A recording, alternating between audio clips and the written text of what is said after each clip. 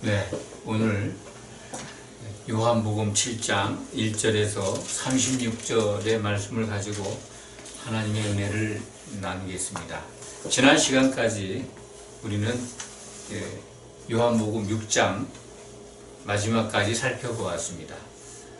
예수님은 요한복음에서 증거하는 여러 특징이 있습니다. 예수님에 대해서 아주 자세하게 예수님은 어떤 분이다 하는 것을 우리에게 보여주고 있습니다. 그 중에 대표적인 예수님의 신분, 어린 양이죠. 어린 양. 어린 양으로 오셨다. 세례 요한의 증거를 통해서도 요한복음은 그것을 우리에게 보여주고 있고, 또 사도 요한도 그것을 강조해서 기록해 놓았습니다. 다음에 예수님의 어떤 그 신분을 말씀을 드린다면 장막 치러 오신 분이었습니다. 요한복음 1장 14절이 그것을 기록해 놓았습니다. 우리 가운데 거하심에, 말씀이 육신이 돼서 우리 가운데 거하심에, 그 표현이 말씀이 육신이 돼, 로고스가 사람이 되셔서 우리 가운데 장막을 치셨다, 그런 말씀입니다. 그 장막 치러 오신 것, 장막절과 연관이 됩니다. 그래서 예수님의 생일이 우리는 유대력 7월 15일 장막절에 오셨다라고 얼마 됐죠? 그 말씀을 드린 지가. 장막절이 그렇게 예수님의 출생과 관련이 있다는 걸 기억하시기 바랍니다. 그 장막절, 다른 말로 구약에서는 초막절이라고도 합니다. 똑같은 말인데 우리 이 신약 성경에서 오늘 또 요한복음 7장 2절에 나와 있죠? 유대인의 명절 초막절이 가까운지라. 이걸 또 우리말로 번역할 때는 그 초막절이라고 번역을 했어요. 장막절이나 초막절이나 원문은 똑같습니다. 한 가지로 통일해서 번역을 했으면 뭐 이렇게 조금 혼란이 없을 텐데, 여기서는 또 초막절로 번역이 되어 있고, 초막절은 장막절의 다른 일입니다. 왜 초막절이라는 말이 나왔냐면 광야 교회 생활 중에 이스라엘 백성들이 출애굽한 다음에 광야에서 생활할 때 주로 이제 초막을, 광야에 생활을 했으니까 초막을 치고 살았다 하는 것을 기억나게 하기 위해서 이 절기를 정하신 그런 하나님의 말씀이 레위기 23장에 기록되어 있습니다. 그러니까 이스라엘 후손들이 이 날을 기억하게 하기 위해서 이 절기를 주셨다 하는 그 말씀이 레위기 23장 33절에서 44절에 기록이 되어 있습니다. 초막절, 이 장막절에 대해서 일반적으로 알려지지 않은 것들을 조금 소개해 드린다면 성경에 있습니다. 다른 절기들은 이래 동안 섬깁니다. 그런데 이 장막절만큼은 8일간 하루 더 절기를 보냅니다.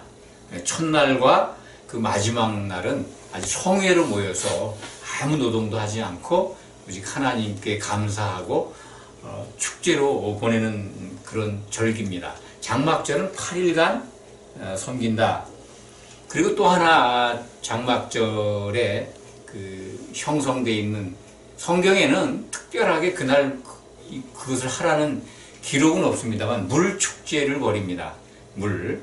광야 생활 동안에 이스라엘 백성들을 따라다니면서 반석에서 물을 주셨다는 기록이 나오죠. 고린도 전서에 기록이 되어 있습니다. 그것을 우리가 기억하면 됩니다. 이 반석은 그리스도라.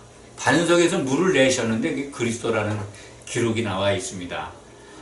그 광야 생활 중에서 이스라엘 백성들이 가는 곳마다 그 사막과 같은, 풀도 안 나는 그런 지역에서 물을 한 200~300만 명 될까요? 이스라엘 공동체, 그들이 먹을 물을 냈습니다. 하나님께서 모세가 지팡이로다가 반석에서 물을 내는 광경을 구약 성경에서 우리는 살펴볼 수가 있습니다. 그 반석이 바로 그리스도다 하는 것이 신약 성경의 증거입니다. 그 물을 내주신 하나님을 기억하면서 감사하는 축제를 벌였습니다. 장막절에.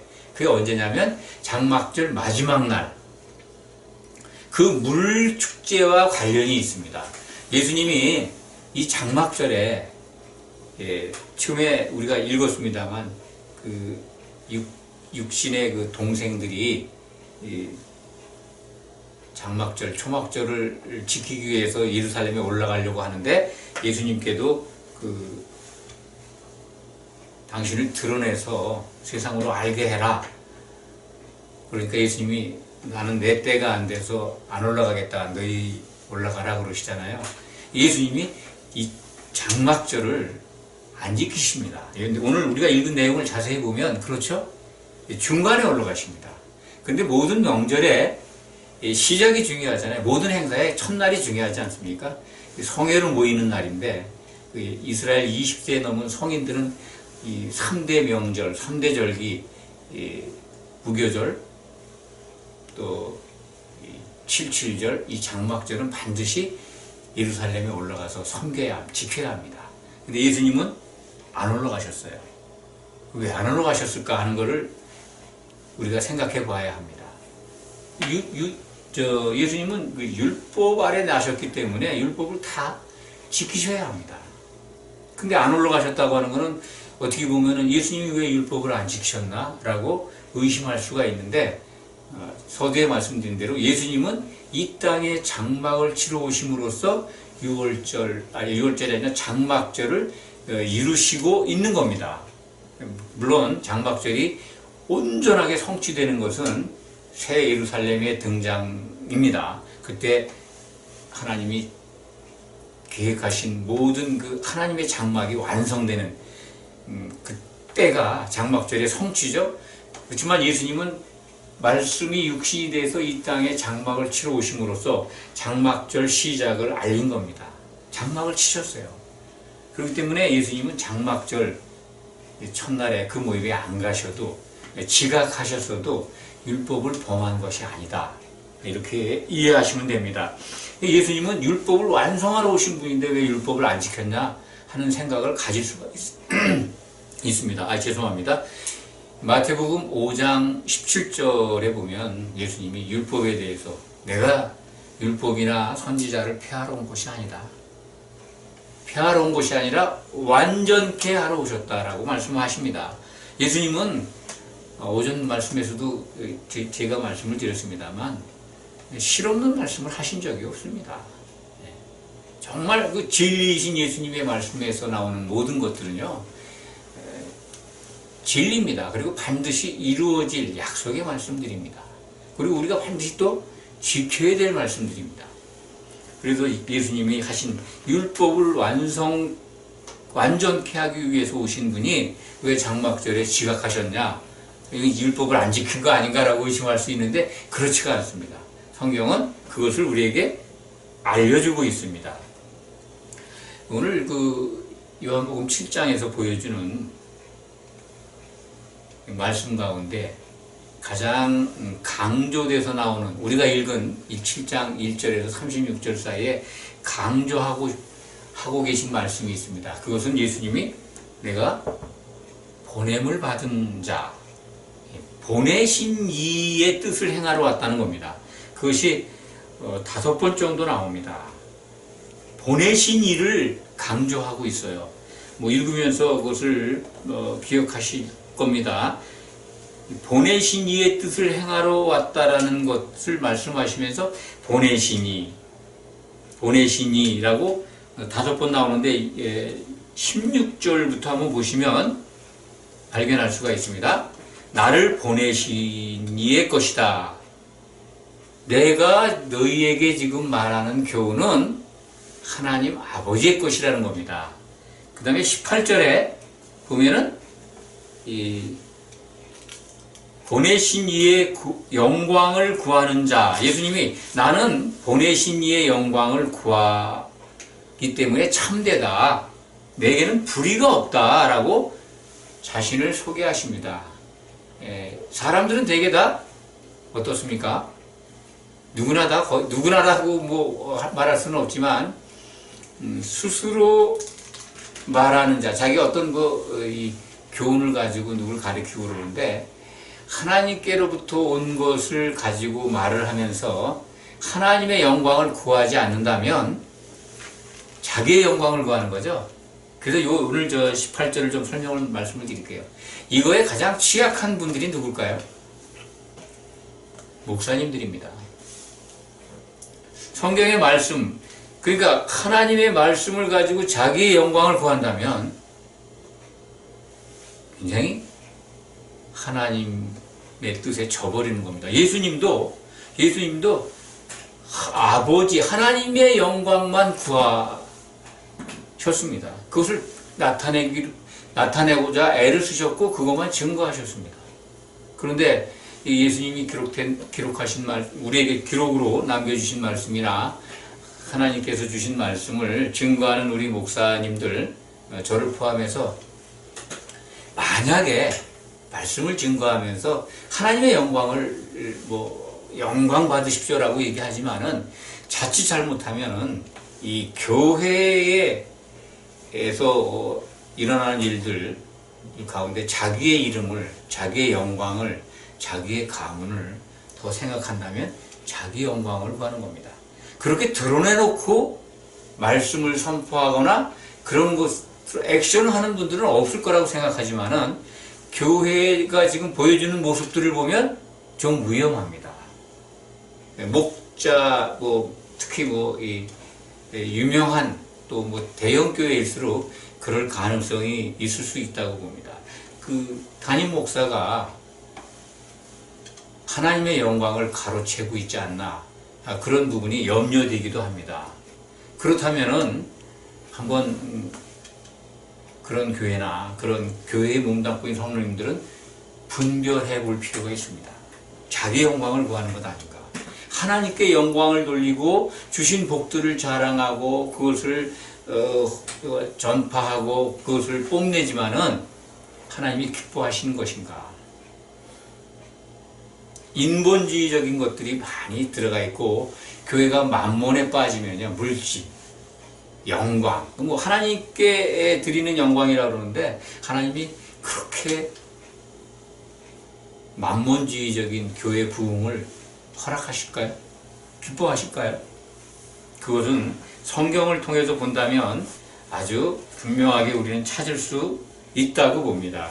18절에 보내신 이의 영광을 구하는 예수님, 나는 참되다, 내겐 불의가 없다 라고 지금 말씀하고 계신 겁니다.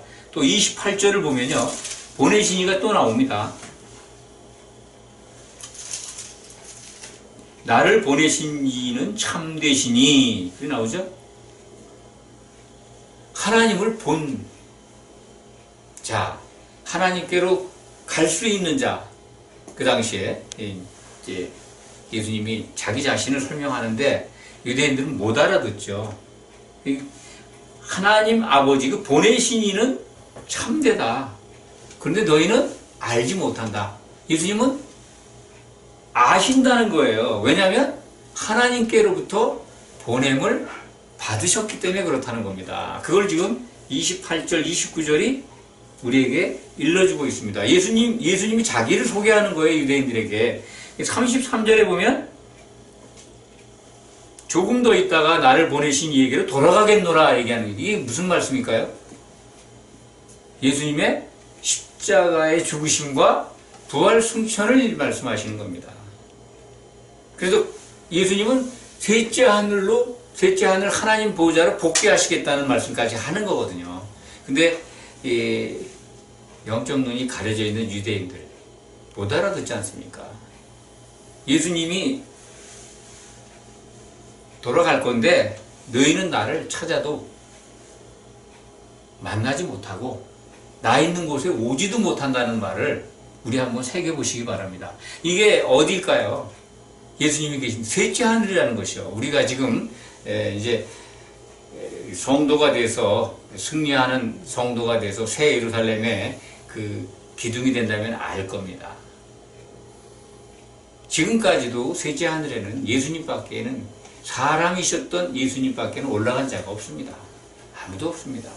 그런데 죽으면 천국 간다, 가서 바로 하나님 만난다고 하는 그런 어떤 이 가르침이나 그것을 바라보는 분들, 사실은 성경에는 그런 기록이 없다는 거.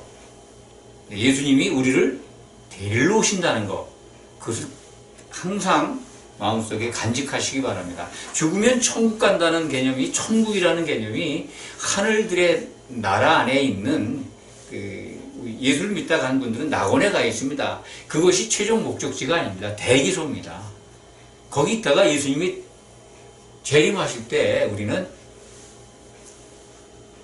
기름을 준비한 성도는 혼인잔치에 들어가서 만날 것입니다. 그러니까 성경 속에 기록되어 있는 것을 아주 꼼꼼하게 촘촘히 하나하나 잘 짚어가면서 책임질해야 됩니다. 기독교의 전통적인 어떤 가르침이나 문화, 물론 성경적인 건 괜찮습니다만 이 성경과 다른 것을 우리는 구별해낼 줄 알아야 합니다.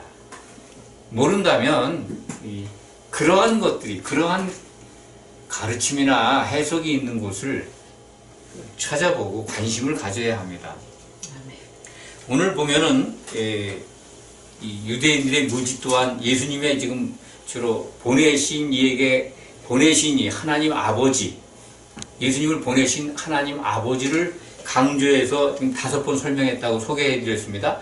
그런 대화를 통해서 우리가 볼 수 있는 유대인들의 무지를 발견할 수가 있습니다. 오해도 있죠. 그들의 오해를 한번 생각해 보시기 바랍니다.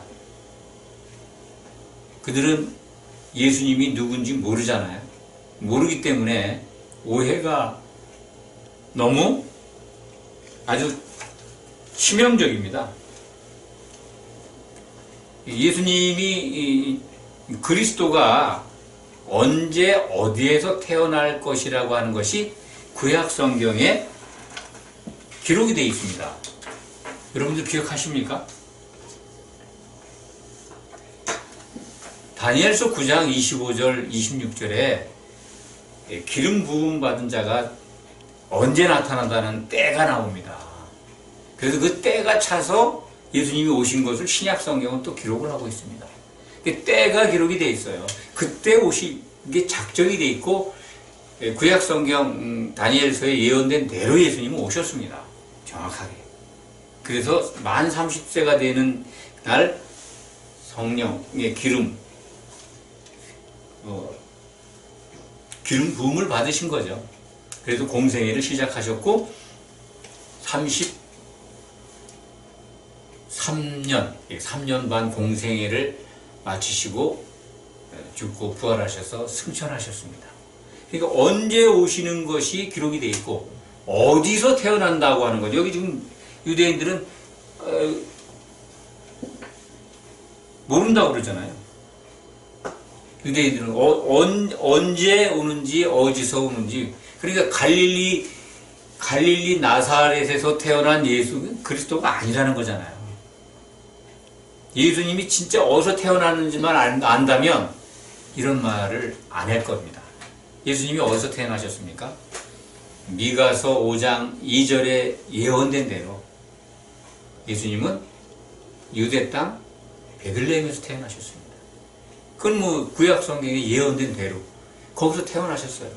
그러니까 예수님이 오셨을 때 그 때를 살펴볼 줄 알고 어디서 태어나는 걸 알았더라면 이렇게 무지한 오해를 안 했을 겁니다. 그것을 지금 사도 요한은 이걸 보여주고 있는 겁니다. 예수님이 오셨지만 하나님의 말씀을 받았던 유대인들이라도 그들의 눈은 어두워져서 알 수가 없었다는 거죠. 예수님이 그들에게 나를 보내신 분이 있고 나는 보냄을 받았다. 그 말씀을 통해서 그들의 무지와 오해를 이들은 예수님이 누군지 모르기 때문에 부활해서 승천하는 걸 설명해줘도 뭐라고 얘기합니까? 이들은 어디로 가기에 뭐 너희가 나를 찾아도 만나지 못할 터이요 나 있는 곳에 오지도 못하리라 하는데 그거를 뭐 헬라인 중에 흩어져 사는 자들에게 가서 헬라인을 가르칠 터인가 이렇게 오해하잖아요. 예수님이 하신 말씀은 부활 승천하실 거라는 말씀인데 이들은 그 유대 땅을 떠나서 그 이방 나라에 가서 살고 있는 이 사람들, 유대인, 헬라인 중에서 흩어져 사는 자들에게, 그러니까 이건 유대인이겠죠. 유대인들에게 그 말씀을 가르치려고 하는 거 아니까 오해하고 있고, 이 말이 도대체 무슨 말이냐 하고 있지 않습니까? 그것을 왜 기록했을까요? 그것을 우리 지금 믿음 갖고 있는 우리가 이 성경을 통해서 우리에게 주시는 메시지입니다. 그 당시에 유대인들이 이렇게 예수님의 그 일정과 그 모든 것을 잘 몰랐듯이 우리가 성경을 보고 신앙생활하면서도 오해하고 무지해서는 안 되지 않습니까?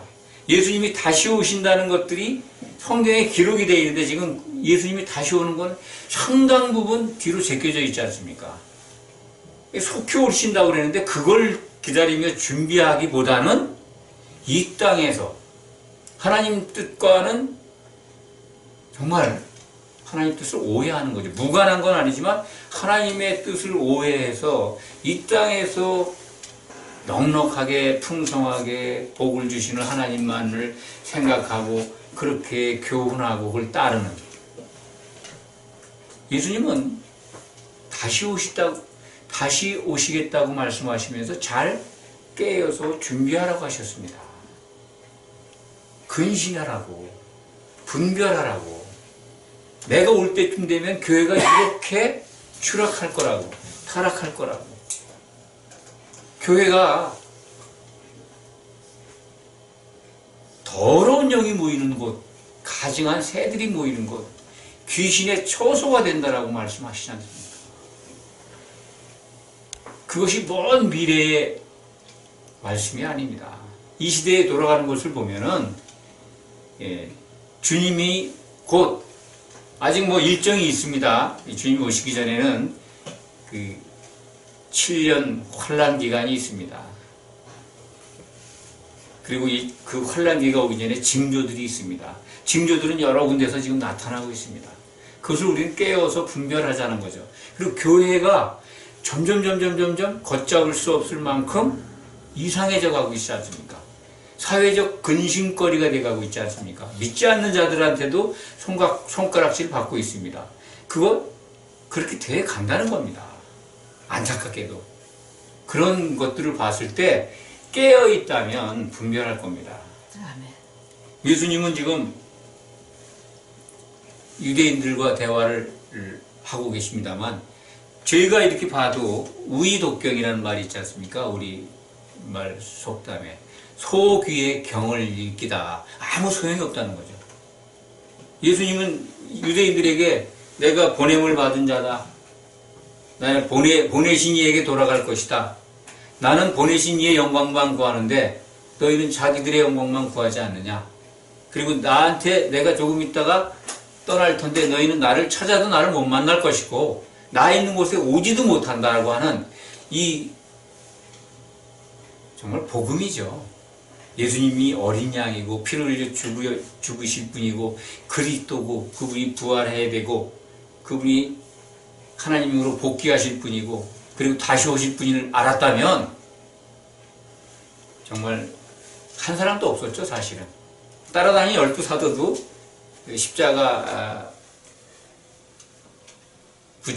십자가를 지시기 전에 체포될 때 대제사장들이 보낸 사람들에게 가룟유다하고 같이 온 사람들에게 잡힐 때 그때 사도들도 다 도망가잖아요. 흩어지는 성경에 기록된 대로 흩어지는 겁니다. 유대인들이 그렇게 오해하고 무지할 수밖에 없었던 것 우리는 이제 이해가 되지 않습니까? 알지 않습니까? 이걸 왜 기록했느냐? 우리가 정말 예수님의 일정에 대해서 무지하지 말아야 한다는 겁니다. 예수님이 오실 그 일정, 하나님의 그 플랜, 계획을 성경이 다 기록해 놨습니다. 근데 그거와 관계없는 신앙생활을 한다면 오늘 말씀을 통해서도 우리가 이제 점검을 해봐야 된다는 거죠. 예수님은 우리로 하여금 예수님의 일정을 다 공개해 주셨고 그 예수님이 오실 때 만날 수 있는 길을 알려주셨습니다.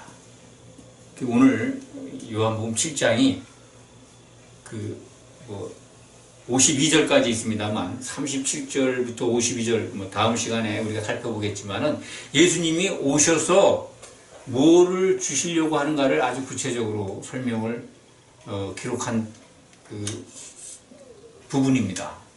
사도 요한은 예수님이 보내심을 받은 자, 곧 실로암이라는 게 이제 9장에 나오는데요. 연못, 인공 연못이라고 합니다. 그 실로암, 그 실로암이라는 뜻이 보냄을 받았자라는 뜻이에요. 보냄을 받았다. 이 실로암 연못 자체가 예수님을 상징하는 겁니다. 이름 자체가. 이 초막절에 물축제를 벌인다고 말씀을 드렸잖아요. 물축제. 그날 그 명절 끝날 유대력 7월 22일 날 그 실로암에 가서 물을 길어다가 성전 그 제단 위에 그 주변에 물을 뿌려요. 물축제를 벌입니다. 거기 참여한 백성들이 그 실로암 연못에 가서 물을 떠다가 줄이고 사람들이 계속 줄을 이어서 물을 붓을 겁니다. 광야 생활 때 반석에서 물을 내신 하나님을 기념하고 감사하고 정말 생수를 주실 분을 기다리는 그런 의미도 있었다고 봅니다. 그런데 지금 정말 생수를 주실 분이 와서 내가 그 보냄을 받은 이라고 그렇게 이렇게 강조를 하는데 못 알아듣잖아요. 내가 실로암이야. 내가 실로암이야. 너희들 초막절에 이 장막절에 물축제 벌이잖아. 물을 길어다가 이렇게 붓잖아. 내가 바로 그 보냄을 받은 이야 라고 말씀하시는 겁니다. 좀 더 이제 선명해 보이죠? 예, 7장이 보여주는 거 내가 바로 그 물을 생명의 물을 주는 그 실로암 연못이다. 내게 와서 마셔라고 합니다. 이 37절 이하에 보면 내게 와서 목마르던 내게 와서 마시라. 내가 바로 생수를 줄 그리스도라는 거죠. 그래도 예수님을 따른 자들이 없었습니다. 보냄을 받은 자. 우리가 지금 생수라고 실로암 연못에서 나오는 그 물을 떠다가 유대인들이 제단에 붓잖아요. 물축제, 이제 반석에서 물을 내주신 하나님께 감사하는 그런 어떤 그 유대인들이 만든 풍습일 겁니다. 전통. 성경에는 없습니다. 물축제를 해라는 얘기는 없습니다. 그렇게 하는 것을 아시고 명절 중간에 올라오셔서 그것을 일러주려고 내가 바로 물을 구약시대에 너희 조상들에게 물을 내준 반석이고 장차 너희들이 마셔야 될 생수를 공급할 그리스도다라는 것을 지금 알려주기 위해서 명절 중간에 와서 설교하고 계신 겁니다. 그런데 선지자가 갈릴리서 안 나온다고 그러죠. 이들이 그 말씀을 흥미롭게 들은 것 같습니다만은 바로 이 생수가 뭘까요? 요한복음 7장이 요한복음에 드디어 우리에게 알려주고자 하는 게 등장합니다. 그게 바로 성령이 등장하는 거죠. 우리가 마셔야 될 성령. 우리가 성령의 이 물이 기름이 마르면요. 누가 왕성하게 들어온다고요? 더러운 영들이. 그래서 우리 항상 우리 교회가 성도들 안에 이 물이 마르면 귀신의 처소가 될 수 있다라고 하는 것을 깨어서 알아야 합니다. 아멘. 그럼 누가복음 11장 24절 뭐 다 아시겠지만 귀신이 어떤 사람에게서 나가서 물 없는 데로 다녀요. 물 없는 곳을 찾아서 그와대 얻지를 못하니까 쉬려고 들어가서 이 자리를 잡으려고 했는데 물이 다 있는 곳밖에는 없어서 물 없는 곳을 찾다가 먼저 나온 데를 들어가니까 말라 있어요. 자기만 들어간 게 아니라 7을 더 들고 간다는 거 아닙니까? 그러니까 성도들에게 또 교회에 무엇이 항상 흘러넘쳐야 되는가를 우리에게 깨우침 받게 합니다. 아멘. 물이 여기 오늘 다음 주 우리가 살펴보겠습니다만 요한복음 7장 37절 보면은요, 39절 말씀 제가 읽어드리겠습니다. 이는 그를 믿는 자들이 받을 성령을 가리켜 말씀하신 것이라. 아직 성령이 그들에게 계시지 아니했다. 배에서 생수의 강이 흘러나도록 물을 부어주시겠다는 겁니다. 성령의 물, 성령의 기름이 성도들을 하나 되게 합니다. 그 하나 된 곳에, 성령으로 우리가 한 덩어리 떡이 되는 곳에 더러운 영은 얼씬도 못합니다. 사탄 마귀의 권세가 침공하지 못합니다. 왜냐하면 예수님의 생각과 같아진 성도들이 완전한 교회를 이루고 있다면요, 그 교회는 건드리지도 못합니다. 그것이 중요합니다. 교회가 봉사 잘하고 뭐 기도 열심히 하고 헌금 많이 하면 복을 받고 그거 좋습니다. 그것도 하나님이 주시는 은혜입니다. 그런데 가장 중요한 것, 이 성령의 기름이 마르면요, 그거 받으면 뭐합니까? 귀신의 처소가 되고 더러운 영이 모이는 곳이고 가증한 새들이 사는 곳이 되어버린 교회에 있다면 그 얼마나 비참합니까? 비참하게 던져진다는 거예요. 깊은 바다에. 그 바다가 불못에 가기 전에 지옥바다입니다. 지옥바다. 믿었던 자들이 던져지는 거예요. 오늘 말씀을 통해서 예수님은 성령을 주러 오신 분이다. 신약 성경이 예수님을 증거할 때 세례 요한도 세례를 베풀면서 증거하잖아요. 내 뒤에 오시는 분은 성령으로 세례를 베풀 분이다. 나는 물로 세례를 주는데 내 뒤에 오실 분은 성령으로 세례를 베풀 분이다라고 증거하지 않습니까? 그것이 지금 요한복음 1장부터 지금 7장까지 오는 동안에 쭉 일관되게 예수님이 하실 일들, 예수님의 신분을, 예수님의 정체를 설명하면서 오늘 7장에 와서는 진실로 생수를 주는 분, 성령을 보내실 분을 증거하고 있습니다.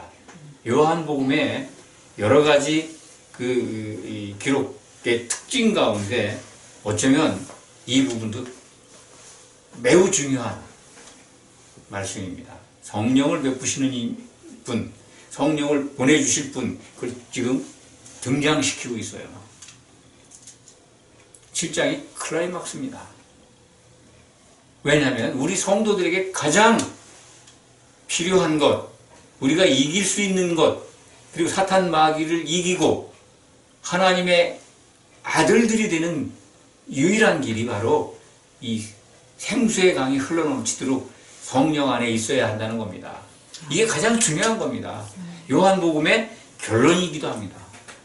어린 양이 오신 목적, 피를 흘리고 교회를 사기 위해서 오셨고 그 교회를 완성시키기 위해서 성령의 기름이 필요한 겁니다. 성도들이 와서 한 몸을 이루도록 한 덩이 떡이 되려면요, 성도들이 껍질이 벗겨지고 부서져서 가루가 되고 그 가루를 성령의 기름으로 반죽을 해서 한 덩이 떡이 되는 거, 그 교회를 완성시키는 거죠. 이것을 신앙생활하면서 우리는 무엇보다도 먼저 생각해야 합니다. 당장에 내 현실적으로 다급하고 또 부족하고 약하고, 물론 그것도 기도해야 되고 하나님을 바라봐야 됩니다만은 그것보다 우선해서 내가 과연 성령이 충만한 교회에 소속된 지체인가 아닌가, 내 안에는 지금 그들과 성도 관계를 한 교회의 지체로서 연결돼 가면서 내 안에 성령의 그 충만함이 역사하고 있는가를 점검하고 분간해야 합니다. 이것을 살펴볼 줄 알아야 합니다. 왜 우리는 정말 중요한 거를 잃어버리고 곁가지나 부수적으로 뭐라 그럴까요? 액세서리? 아니면 백화점에서 덤으로 주는 거? 메인 상품을 구매하러 갔으면 거기에 초점을 맞춰야지 덤으로 주는 곳에 신경을 쓰고 그것에 마음이 쏠려가지고 덤 때문에 다른 걸 잃어버린다면 얼마나 억울합니까? 하나님이 보내신 이 그리고 그분은 부활 승천하셔서 우리에게 성령을 보내주셨습니다. 약속대로. 우리는 그 성령 안에서 한 몸을 이룰 때 하나님이 기뻐하시는 하나님이 세우신 뜻을 이루어가게 됩니다. 하나님께 쓰임받는 성도들이 됩니다. 그것을 위해서 늘 기도하고 오늘 말씀을 또 늘 적용하면서 승리하시기를 축원합니다. 아멘. 기도하겠습니다. 아버지 하나님, 샘물가 교회 성도들 이 모임 예배 자리에 생수의 강이 배에서 흘러 넘치기를 원합니다. 성령의 기름으로 잘 반죽되어서 한 몸 이루기를 원합니다. 하나님이 기뻐하시는 성도로서 승리할 수 있도록 지켜주실 줄도 믿습니다. 참으로 감사드립니다. 예수 그리스도의 이름으로 기도하옵나이다. 아멘.